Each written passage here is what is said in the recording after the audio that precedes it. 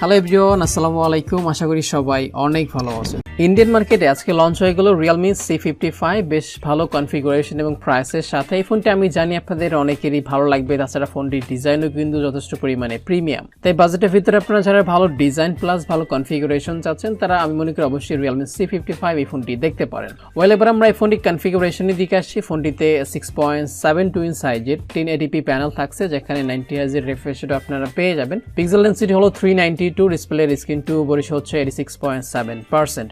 Display চারদিকের যে চিন বা বেজেল এরিয়া সেটা কিন্তু যথেষ্ট পরিমাণে ন্যারো ছিল। এছাড়া ডিসপ্লের view angle, colour tone sharpness accurate ছিল। তবে ডিসপ্লেতে একটা বিষয় কিন্তু আমার কাছে মিসিং লেগেছে, সেটা হলো ডিসপ্লেতে প্রোটেকশন। এখানে তারা কোনো ধরনের প্রোটেকশন ব্যবহার করেনি, তবে কর্নিং গোরিলা গ্লাস 3 এর প্রোটেকশনটা রাখলে মনে হয় ভালো হতো। ডিসপ্লে পর এবার যদি আমরা ক্যামেরা দিকে আসি, এই ফোনটির ব্যাক সাইডে আপনারা পাবেন দুটি ক্যামেরা। 64 মেগাপিক্সেল যার primary camera, aperture f1.8। 64 megapixel camera ছবি কোয়ালিটি বাজেট সেগমেন্টে ফোন হিসেবে যথেষ্ট পরিমাণে ভালো বলা যায়। আর অন্যটি হচ্ছে ডেপথ সেন্সর, তবে এখানে ডেপথের পাশাপাশি একটি আল্ট্রা ওয়াইড লেন্স কিন্তু তাদের দেওয়া উচিত ছিল। মেন ক্যামেরা দিয়ে সর্বোচ্চ 60 ফ্রেম পার সেকেন্ডে 1080p রেজলিউশনে ভিডিও রেকর্ড করা যাবে। আর এই ফোনটি যে সেলফি শুটার সেটা হলো 8 মেগাপিক্সেলের। তো এবার এই ফোনটির ডিজাইন এবং বিল্ড কোয়ালিটির দিকে ফোকাস দেওয়া যাক। রিয়েলমির এই ফোনটির ফ্রেম এবং ব্যাক প্যানেল হলো প্লাস্টিকের, তবে ফোনটির ডিজাইন কিন্তু আসলে অসাধারণ, আপনাদের অনেকেরই পছন্দ হওয়ার কথা। আর এই ফোনের ডিজাইন আপনাদের কাছে কেমন লেগেছে সেটা কিন্তু আপনি চাইলে কমেন্ট সেকশনে জানাতে পারেন।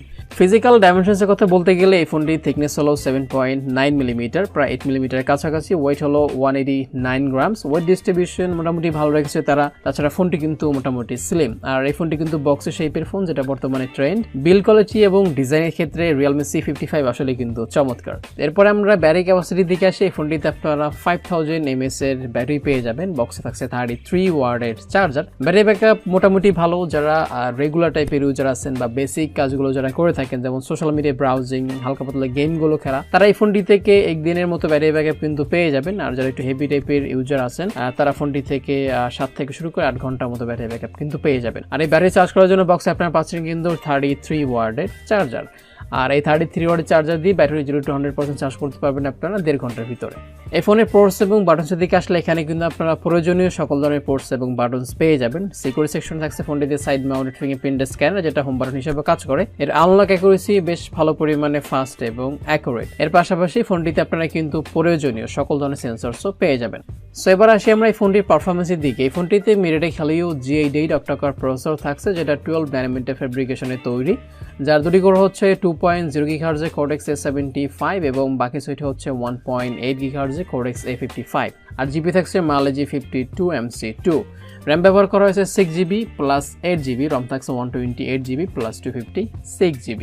Realme C55 এই ফোনটি ইন্ডিয়াতে 3টি ভেরিয়েন্টে লঞ্চ হয়েছে, 464, 664 এবং এটি হচ্ছে 8 প্লাস 128GB।